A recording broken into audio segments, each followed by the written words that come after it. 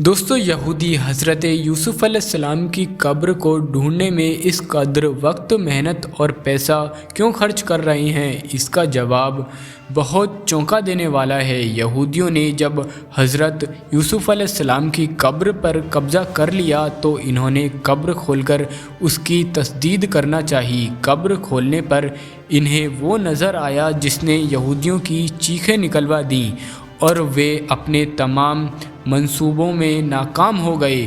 دوستو حضرت موسیٰ علیہ السلام سے حضرت یوسف علیہ السلام نے ایک وعدہ لیا تھا کہ جب بھی کبھی بنی اسرائیل مصر سے فلسطین واپس جائیں تو اسی وقت ان کے تابوت کو ساتھ لے کر جائیں۔ اس وقت بنی اسرائیل میں سے کوئی بھی نہیں جانتا تھا کہ وہ تابوت کہاں دفن ہے، کیونکہ اس دوران بہت زمانے گزر چکے ہیں اور لوگ حضرت یوسف علیہ السلام کی قبر کو بھول چکے تھے۔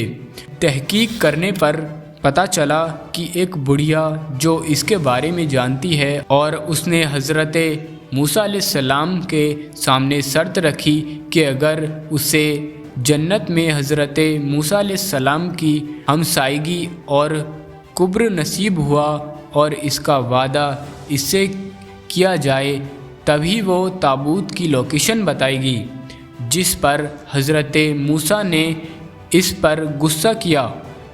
اللہ رب العزت کے حکم پر اس کی شرط کو تسلیم کر لیا۔ ایسی بڑھیا کی مدد سے حضرت یوسف علیہ السلام نے اس تابوت کو حاصل کر لیا، جو ایک سنگ مرمر کا بڑا خوبصورت تابوت تھا۔ اسے لے کر حضرت موسیٰ علیہ السلام فلسطین آئے۔ دوستو جب یہودیوں نے نوبلس پر قبضہ کر لیا، اور نوبلس پر قبضہ کرنے کی ایک وجہ یہ تھی کہ نوبلس میں ایک مزار تھا اور وہ مزار حضرت یوسف علیہ السلام کا ہے، لیکن دوستو اس پر مسلمانوں کا یہ کہنا تھا کہ یہ ایک بزرگ کا مزار ہے اور ان کا نام حضرت یوسف علیہ السلام کے نام پر ہی ہے۔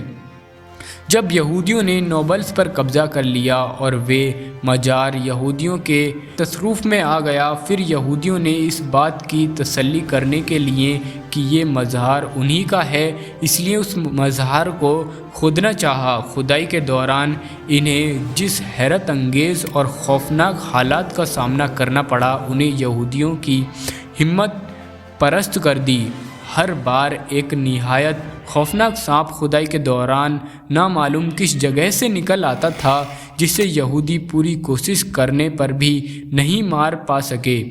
ہار مانتے ہوئے یہودیوں نے اس کام سے اپنے ہاتھ پیچھے ہٹا لیے، کیونکہ وہ اس پر 50 سال تک جنگ لڑتے رہتے، اس لیے انہوں نے اس معاملے کو یہیں پر دبایا اور کوشش کی کہ اس کھدائی کی تقصیرات باہر نہ آ سکے، کیونکہ اس بات سے یہودیوں کا پوری دنیا میں مذاق بن سکتا تھا۔